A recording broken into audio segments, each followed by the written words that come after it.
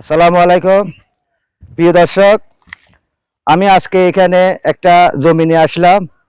এই যে দেখেন, আমাদের এই জমিনগুলো হইলো চট্টগ্রাম হাটাজারি আদর্শ গ্রামে পশ্চিম পাহাড়তলি ধরে এটাকে যেমন এখানে আশেপাশে পাহাড় আছে। এই যে পাহাড়ের পাজুরে যে জমিনগুলো আছে, এই জমিনগুলা পুরাটাই খালি জমিন। কারণ এখানের কৃষকেরা অনেক সময় দেখা যাচ্ছে এখানে কৃষকেরা তারা ধান চাষ করে। ধান চাষ করার পরে তাদের আর কোনো চাষাবাদের করার জন্য তাদের কোনো ব্যবস্থা থাকে না। কারণ আজ যদি এখানে পানি থাকতো তাহলে আমাদের এখানে আদর্শ গ্রামের এইখানে অনেক কানি জমিন এবং কি অনেক অনেক বিঘা জমিন। এই যে আমার ওইখানে ওই সাইডে জমিন আছে, এই সাইডে জমিন আছে, সম্পূর্ণ জমিনগুলি খালি। এই খালি জমিনগুলো আমাদের সবুজে ভরে যেত।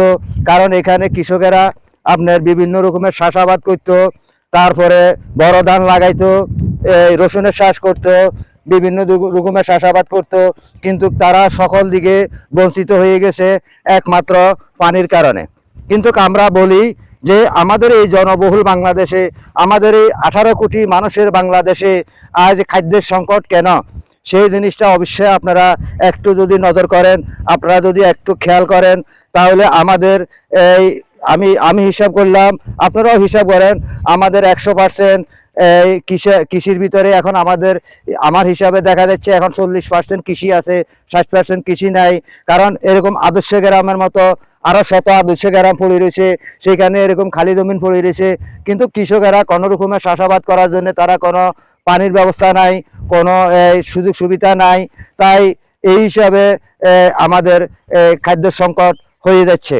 কারণ আমাদেরকে সামনে আরো অনেক দুর্ভিক্ষ, অনেক দুঃখ দুর্দশা পোহাইতে হবে। কারণ আমরা নিজেরা যদি চাষাবাদে না আসি, চাষাবাদ না করি, কারণ এই জমিনগুলাতে আজকে রসুনে ভরে যেত, আজকে বিভিন্ন রকমের সবজিতে ভরে যেত, আজকে আমাদের সোনালী ধানে ভরে যেত।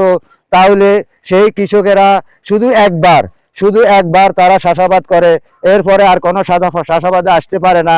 তাই আমি সরকারের কাছে বিনীত আবেদন করতেছি এবং কি এই কৃষকদের হইয়া আমি আপনাদের কাছে বিনীত আবেদন করতেছি এবং কি অনুরোধ করতেছি, এই আদর্শ গ্রাম পশ্চিম পাহাড়তলি এখানে যেন একটা পানির নলকূপ বসানি হয়, সেই আহ্বান রেখে আমি আব্দুল মতিন আদর্শ গ্রাম কৃষি ও মুরগির খামার হাটাজারি চট্টগ্রাম ইউটিউব চ্যানেল ও ফেসবুক পেজ থেকে বিদায় নিচ্ছি। আসসালামু আলাইকুম ওয়া রাহমাতুল্লাহি ওয়া বারাকাতুহু।